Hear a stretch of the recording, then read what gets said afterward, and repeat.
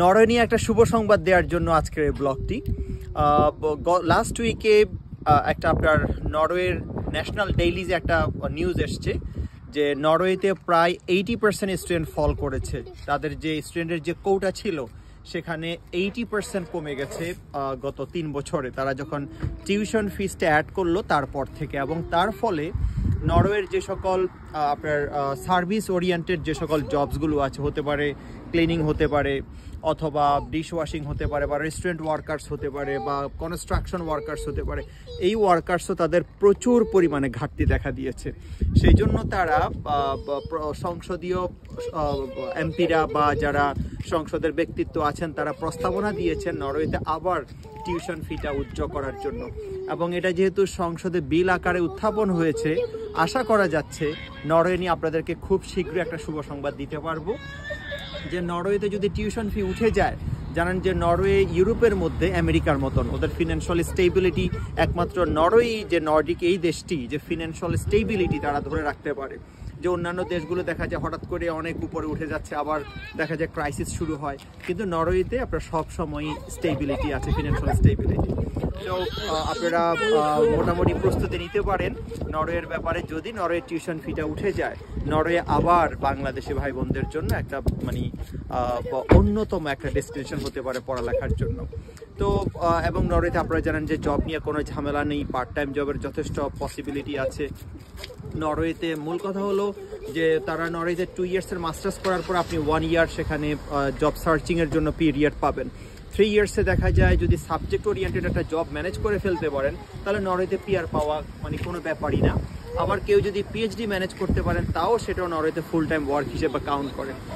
এইগুলি নিয়ে আবার নতুন করে কথা বলবো, অসুবিধা নেই। আপাতত শুধু দোয়া করেন যারা নরওয়ের টিউশন ফিটা যেন উঠাইয়ে দেয়।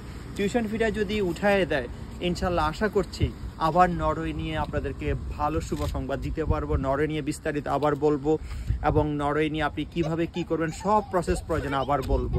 আপাতত একটু অপেক্ষায় আছি যে তাদের ফাইনালি তাদের সিদ্ধান্ত কি সিদ্ধান্ত আসে। তবে সেখানে দেখুন আইএলস ছাড়া কোনো বিকল্প নেই।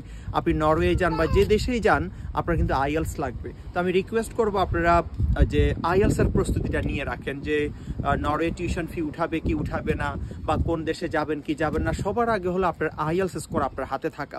আপনার সার্টিফিকেটস আছে, একাডেমিক সার্টিফিকেটস আছে, যদি আপনার আইএলস স্কোরটা থাকে তাহলে আপনার কিন্তু সম্ভাবনা অনেক উইন্ডোজ আপনার জন্য ওপেন হয়ে যায়।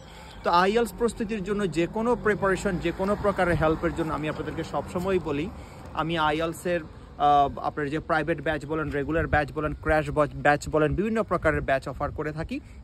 তবে আইএলস প্রাইভেট ব্যাচটাতে আমি আইএলসের পাশাপাশি, আইএলসের প্রস্তুতির পাশাপাশি আপনার প্রোফাইলটা দেখে আপনার জন্য কোন দেশ, কোন ইউনিভার্সিটি, কী রকম কী প্রস্তুতি নিতে হবে সব ব্যাপারে আমি একটা কনসালটেন্সি দিয়ে থাকি বিনা পয়সা, একবারে পুরো ফ্রি। সেটা হলো আইএলস প্রাইভেট ব্যাচের সাথে। আইএলস প্রাইভেট ব্যাচে যদি অ্যাডমিশন নেন, আইএলস প্রাইভেট ব্যাচে আরও একটা সুবিধা হলো 3 মাস লাগুক, 6 মাস লাগুক, 9 মাস লাগুক, যতগুলি মক টেস্ট লাগুক, যতগুলি ক্লাস লাগুক, যতক্ষণ না আপনার স্কোর না আসবে। প্রাইভেট ব্যাচ মানে হলো কন্ট্রাক্ট, আপনার সাথে আমার একটা কন্ট্রাক্ট, আপনাকে আমি যতক্ষণ না স্কোর এবং যতক্ষণ একটা উন্নত দেশে না পৌঁছাতে পারছি ততক্ষণ আপনার ক্লাস, আপনার কন্টিনিউটি থাকবে। আর যাদের বেসিক ভালো না, তারা আমার একটা ফাউন্ডেশন কোর্স আছে, এই ফাউন্ডেশনের কোর্স আগামী সপ্তাহে শুরু করছি। আপনারা ইচ্ছা করলে ফাউন্ডেশন কোর্সে তাদের জন্য যারা মনে করেন যে আপনার ইংলিশের অবস্থা ভালো না, তবে যারা ইংলিশ রিডিং করতে পারেন, ইংলিশ দেখে দেখে পড়তে পারেন, তাদেরকে মূলত আমি ইংলিশ ফাউন্ডেশন কোর্সটা করতে বলবো।